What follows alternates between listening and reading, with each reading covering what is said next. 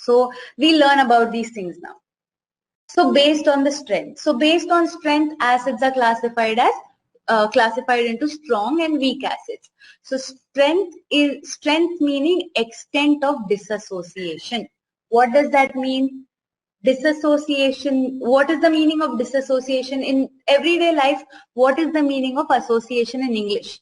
When I say association, what is the meaning in English? Say that a formal organization of people or groups of people, or you can say it's connection.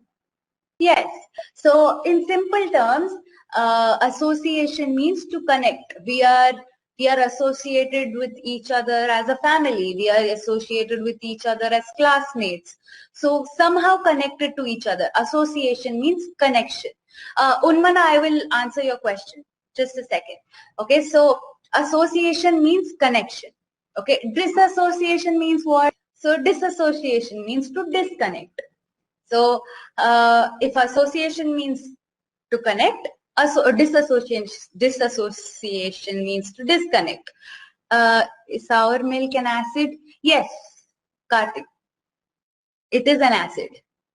Ma'am, which acid? Lactic acid. It contains lactic acid. Yes, ma'am, but how is that an acid? It doesn't burn our hand.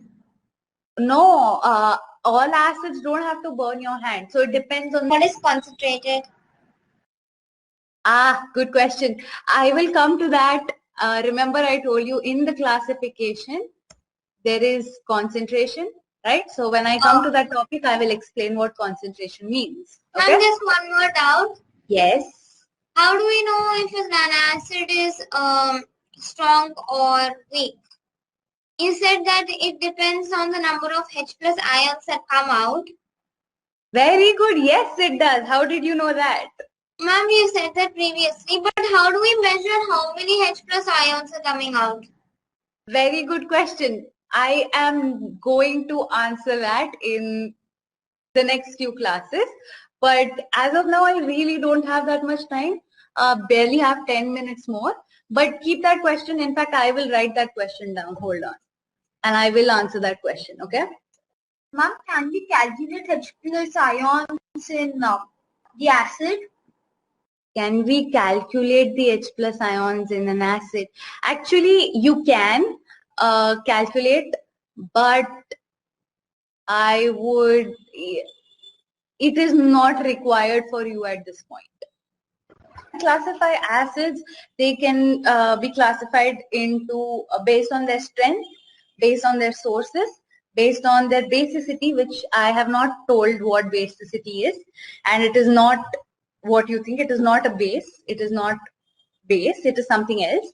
I'll explain that to you later.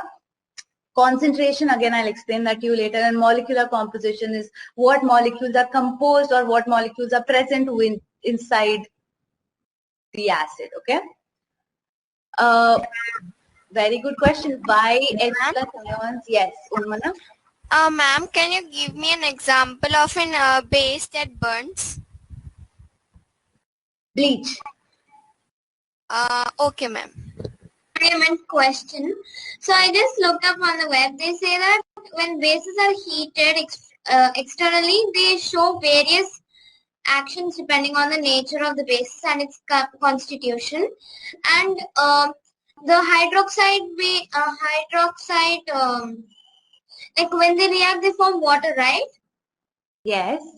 So the water evaporates, and then when the water evaporates, what is left, they start burning. Yeah, it does. I was reading Yuvraj's question. Why H plus ions are highly reactive? Okay, so can you guys tell me why H plus ions are highly reactive? Because they have only one electron. Do they have only one electron? Ma'am, because they are positively charged. Yes. No. Ma'am, because they don't have an electron and their valency shells are completely empty. Exactly. Very good. So, so the reason why H plus ions are very, very reactive is this. See.